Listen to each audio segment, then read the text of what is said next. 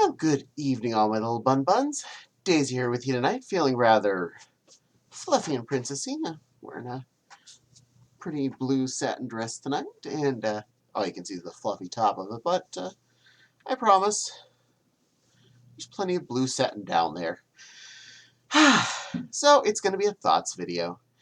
And technically, we're walking outside of the Marvel Cinematic Universe here to something that's now effectively part of it. As per what we're learning nowadays. Anyway, it is a Marvel movie, just not one that was made by Disney. A Deadpool. Alright, spoiler alert, just in case, spoiler alert, talking about a movie, even if it's an old movie, it's still a pretty good one, and I don't want to ruin it for someone that hadn't got a chance to watch it. For those of you who don't know, Deadpool was almost a joke when he was made. Kind of like Teenage Mutant Ninja Turtles was kind of a joke when they were originally created. But Deadpool was basically making fun of comic books that he was in, Action Comics. And he constantly would break the fourth wall in any of his comic books. In this movie, he certainly continues that progress, and in a beautiful way, because he is both the narrator and the star of his own movie. So, effectively, this is still in the X-Men universe, not the Marvel Cinematic Universe as it's written, and I'm okay with that. It was a good place for him to be. So, yeah,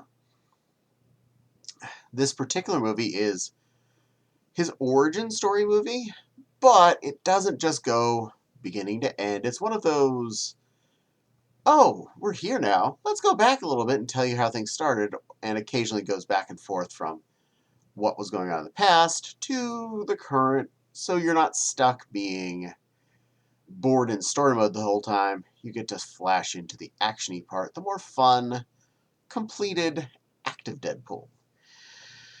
Yeah. This was hilarious. I can't say it's like epic storyline quality movie. It is definitely comedy, action, violence, comic book movie. And it does a beautiful job of that. It is fun to watch. It is a hoot. Deadpool is not afraid to kill people through guns, knives, swords, whatever. Atomic wedgies, shoving cigarette lighters out of cars in their mouths. Whatever floats his boat that moment. Yeah, he's definitely not. He's not a G character. He's not a well-behaved hero or villain. In fact, his character started off in this one as a mercenary, basically gun for hire to fix problems. And yeah, his character got cancer, and to fix cancer, he was trying everything and wound up finding these people that were willing to help him cure it. He just has to go in for this experimental cure, and they would make him better, theoretically. Little did you know, he was going in for effectively the injection of mutant DNA trigger miscellaneous, followed by constant torture until he would exhibit mutant behavior of sorts. The final trigger was kind of grody how it had to happen, but it was basically put in. They tried lots of things like freezing him, beating him up, extreme heat, all sorts of things were attempted to do to him to make this happen. What got him was they put him in an oxygen deprivation chamber, which would monitor his existence, monitor his status, and the moment he was just about to pass out, they'd return oxygen till his heart rate returned to normal. Then they'd suck all the oxygen back out of the chamber, and then continue onward until he would exhibit power of sorts. That did work. He has like Wolverine level, if not better, healing capability. Because more than enough times during these movies, he's healed arms, legs, other bits. And yeah, so he gained his ability to heal and regenerate stuff. Uh, cool. Cool on that, which also meant cancer, go bye-bye, happy day, he is feeling great. Uh, but he looks like a burn victim effectively. His skin looks scary. He can't go back to his girlfriend because he doesn't want her to see him like this. And he decides to be a merc in this form, hunting down the people that did this to him. They had intended to be a mutant slave toy, a weapon. We're going to sell him off to the highest bidder. Obviously, that didn't happen. He got out. The old time part where we're back in time still. I'm telling this in order. The movie doesn't, so keep that in mind. We kept flashing forward to the fun stuff that's coming up here, but I'm doing it in order just because that's easier way to make it make sense in my head, so I don't forget important parts.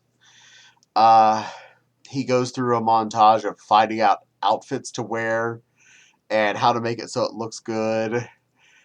He runs into his new roommate in the laundromat, a blind old lady who is big on cocaine, and she's just crotchety old blind black lady who's amazing. I love her. She was the bomb, and she had a foul mouth just like him, so they're an amazing couple.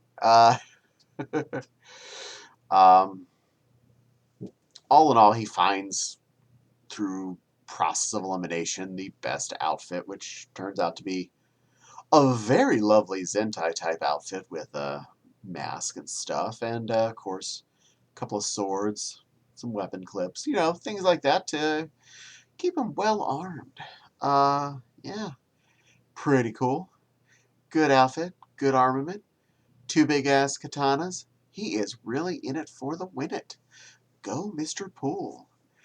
He also has a semi sidekick, the uh, cab driver, and he shows up a few times, and he's in both movies. So, spoiler for the next one, he's in that too. And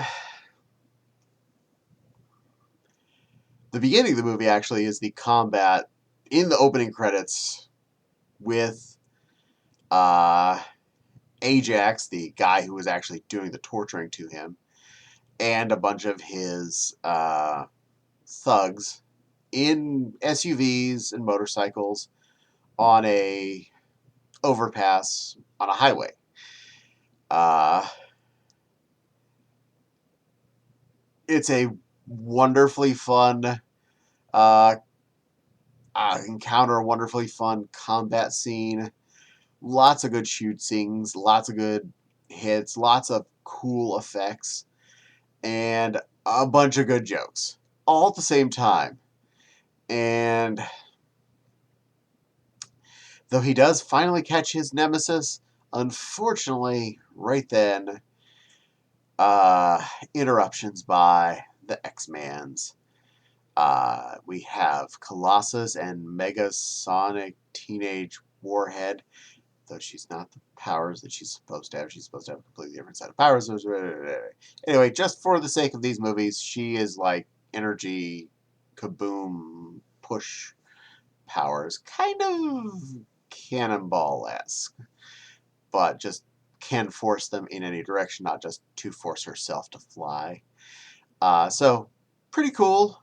uh, angsty teenager plus Colossus, who is, well, giant Russian Boy Scout guy. So the goodiest of goody two shoes plus angst teenager girl, very goth. Uh, and there are only X-Men in this movie. um, and that gets referenced enough times in all of these in these movies. How you couldn't afford even one more X-Man, just the two of you. You're it. This giant mansion, and you're the only two that show up. Huh. Uh, so yeah. Um, Unfortunately, bad guy gets away, and because now he knows who it was that was trying to kill all his friends, all his minions out there, he goes and hunts down the one person that Deadpool cared about, his girlfriend, who he's been avoiding interacting with this whole time. So she gets kidnapped, and then we're leading up to the final cool uh, battle scene where we convince Colossus and Megasonic Teenage Warhead to come and rescue his girlfriend, since it was their fault that Ajax got away. And again, really good combat. The basic bad guys, quite well executed, and well executed as well as his number two, which was a super strong lady. And him, Ajax, just simply can feel no pain. That's his mutant power. Uh, Lots of good fighting, lots of neat effects, lots of good jokes, uh, lots of Colossus being just too polite. Uh, so yeah. In the end, great effects on everything. Great everywhere around this. And in the end, Deadpool. Wade Wilson is his name, and Deadpool's his character. He does end up rescuing his girlfriend, and she's like, "Just what took you so long? You could have come back. I would have just dealt with it." And he's like, "Oh, okay." And yeah, they end up being a happy couple in the end in every single important way. Oh yeah. Uh and then that's pretty much it. I don't want to get into every little detail, every little this and that, every single fourth wall joke that it goes on. But my goodness, there are quite a few of them. You are not going to get away with this without getting Deadpool talking directly at you many times. And you will laugh almost every single time. I don't think any of the jokes fell flat on me, and that says something. Usually you'll get at least one or two in a movie length comedy situation that, okay, that joke wasn't quite so funny, but the other 98 were great, so we're good. But no, I felt like everything hit. Everything felt like it was a comedy meant for comic book fans, especially X-Men comic book fans. 100% would recommend. Uh, I this is definitely one that I will pop in on occasion just to watch for the giggles.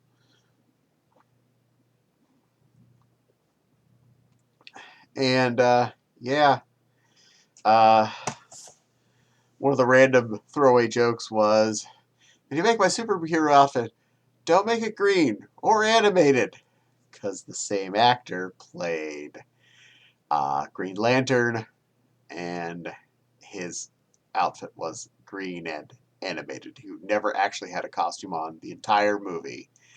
It was CG, 100%. That movie could have been so much better. I might have that on one of the ones I talk about later, because I actually own it, because I'm a masochist. Actually, I enjoyed it, but it was still a train wreck. A movie does not have to be 100% good for it to not be fun. Otherwise, we wouldn't be watching things like Starship Troopers or uh, Tremors or a lot of things. But we do because they're fun. And if it's fun, be fun with it. Do it. So, those are my thoughts on Mr. Pool, Part 1. There's the second one. I will be talking about that later. It's actually on my desk, waiting for its turn. Uh, so, what do you think? Did you watch this one? Did you like it? Did you hate it? Did you laugh? Or did you think all the jokes were dumb? Well, let me know. Comments. I'm not insulted if you hated it or hated the jokes. Well, just let me know. I always am curious how things affected other people too. But yeah, please don't forget to like and subscribe. The little dingly bell for the little dingly bell lets you know when I post new videos. Good chance to be a Daisy video. Her and YouTube basically own this channel, so they're going to be 99% of who you see on the camera. Yes, Mr. Mewpew, it's not your video today. It's Daisy. And my Coffee link and my Patreon link are both in the description box below if you're so inclined and wish to help support the channel and me make better videos for you, my loving public. But the most important thing is thank you for spending some time watching this video and entertaining my random babbling. But in the end, thank you for spending time with me again. And hope you all have a bunny-rific rest of your day. So everybody be good, and Daisy, we'll probably see you again real soon. But for now, stay superhero-ish. And stay princessy. And maybe bunnish. Yeah, whatever. Yeah, do you. Anyway, bye-bye.